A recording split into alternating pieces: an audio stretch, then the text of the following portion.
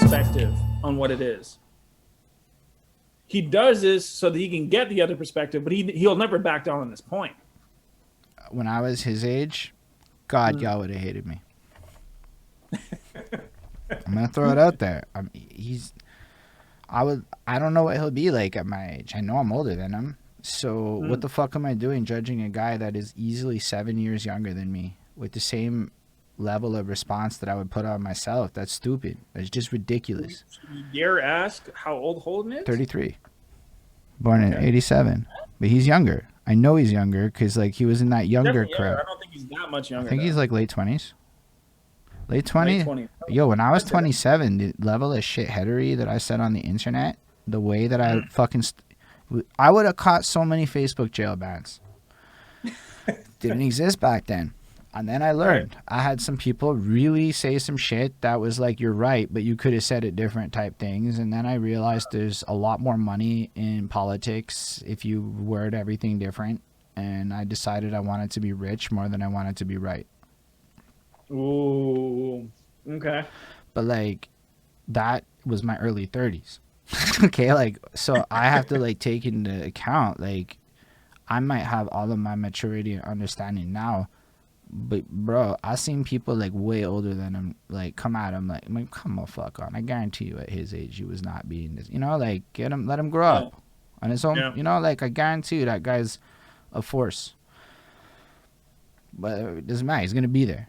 He's still there. Right. He was there when I started. I remember I hit stages with him once upon a time, and he wasn't bad. He was good back then. He was dope. He was a great rapper. I've done songs with Chrome before. I saw it. There's the one that you have on it. Like, I just remember him being good. I don't remember a fucking thing about the songs.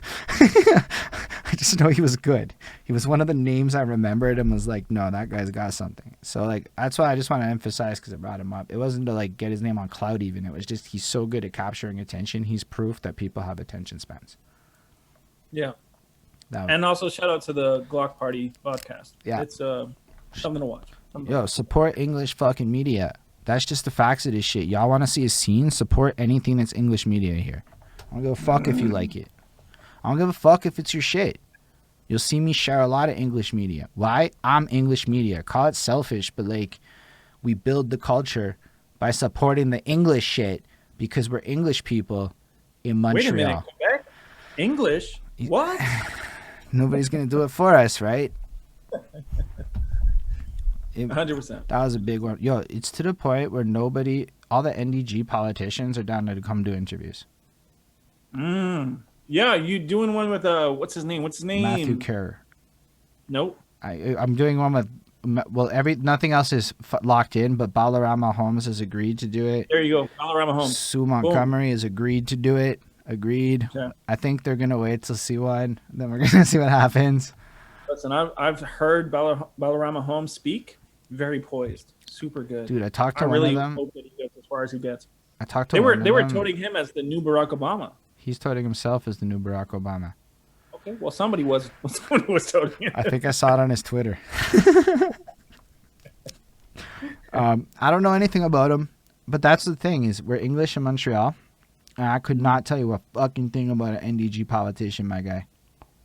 Okay, I know Sue Montgomery has scandals, and I know the guy before did well at the snow emergency. Bro, I'm Côte St. Luc now, which is why I was like, bro, I need to go to NDG's like 2 seconds away. That's why I thought the thing was happening at your place. Oh, yeah, no, I just honestly nobody wanted to come here. I got my first shot, bro. My arm hurts still. No, I meant like prior to COVID. I feel you. I was begging for like months, and then I just started doing them on Zoom, and everybody showed up, and everybody was like, I don't have to leave my crib, and then they got longer. And then they got more relaxed. And I'm like, because, even if you were here, everyone's watching the time more. I don't know why.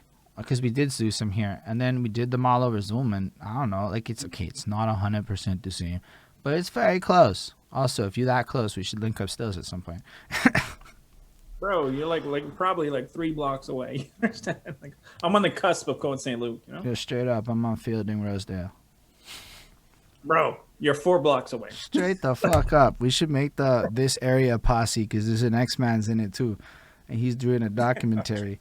So like, yeah, shout out JS No Regard. No, for real. Like, I'm really fat because there's all these people here, and we're all like neighborlies. And back to this Montreal shit.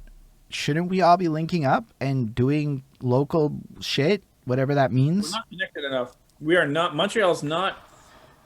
And there's that whole, like, we haven't yet hit that stride, right? So there's kind of like this idea of everybody's in competition. They want to be the first one to make it. And so what happens is they won't bring somebody up with them. They will not put somebody else on the map. I'll take like Mac Miller, Tree J TV. Am I talking the right thing? Say it, Mac Miller had a partnership with Tree J TV. Okay. All his videos were released through Tree J TV. So that's hard to pronounce. Say that 10 times fast. Tree J TV. Tree J TV. Tree J. Okay, you killing it. Okay, you smart. You.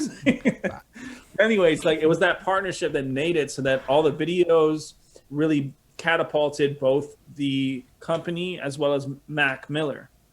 And I feel like Montreal doesn't have that bond where we're like, this is an artist that I want to invest in.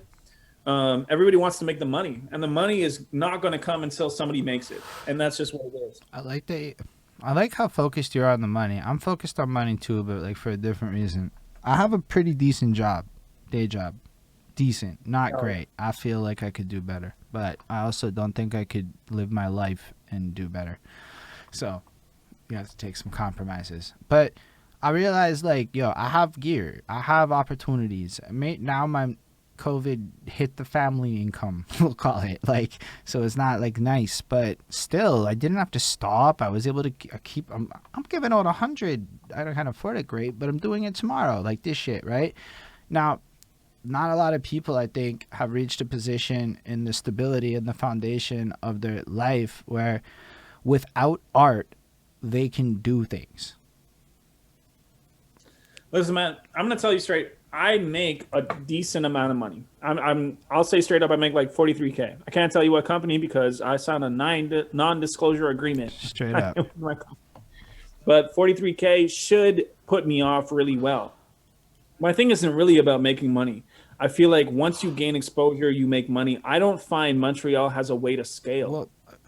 Well, scaling requires a lot of people who make enough money comfortably. So that's where I'm going with it. Now, what I mean is, I know a lot of people who are looking to, I feel like people want to make money on their music too fast. Kind of back to what you're saying. But because don't care about the money. Exactly. But because they don't have the stability and the regularness of a job that is secure or a security, like, listen, I can just do this for 6 years because I'm going to be employed for 6 years. So I'm never going to starve over my art. And I know that's like a weird thing, but like, I've never been a starving artist, so I don't understand that reality, and I don't want to ever understand it. I've always been I have a job artist. And like, I rap about this a bunch in different tones, but like, I think that like a lot of people take very low paying jobs based on XYZ reason and don't actually go out there and get a bag and get their money up, as all the rappers say to do.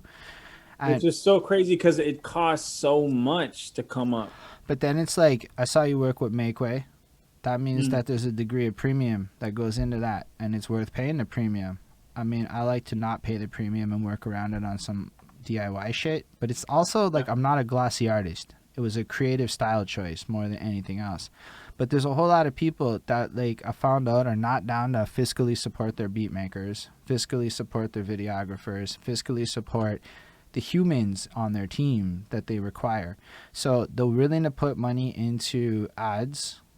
A lot of money goes into ads. But think about who gets that money. Not Montreal.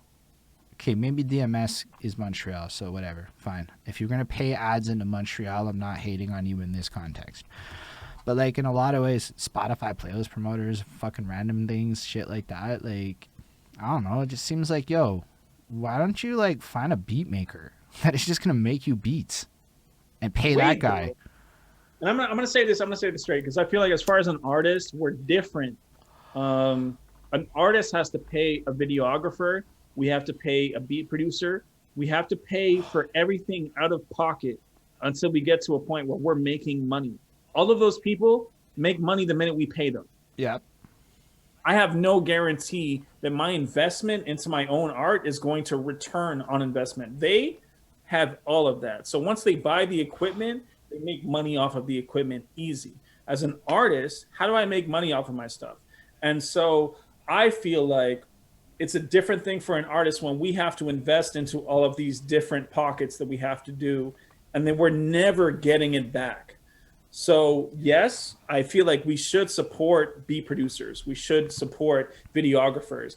But like when I'm getting charged like 2K for a video, Bro, I'd or I'm never getting pay 2K charged for a video. 300 for an exclusive beat, I mean, and I'm, you know, so I think that I think that that's an interesting point. One of the things I like, because if I talk to the beat maker, the conversation's different. I'm like, rappers be broke. 100%. I'm like, beat makers hate when you say, "Bro, I will take I'll give you exposure." But I don't have exposure, to be honest. Most artists that say I'll give you exposure, even though I don't have it, they're asking for a song that's gonna make zero, honestly, like 300 views. I just, What does a beat producer make on 300 views from Montreal? I just offer them less money than they should probably have, but I like to offer money. Like if the guy charges 200, maybe he'll take your 50. Or maybe you can not get an exclusive. Nah, you can pay $20 and get like a lease, but I don't like leases personally. But it's also like relationships. At this juncture of my career, and I say this is the crazy shit in my life right now, somebody sent me 5 beats in my email that are just mine. Somebody else wants to take me away to a cabin to bang out a whole mixtape. I have beat makers coming out my ass throwing beats at me. Damn. On some relationship shit.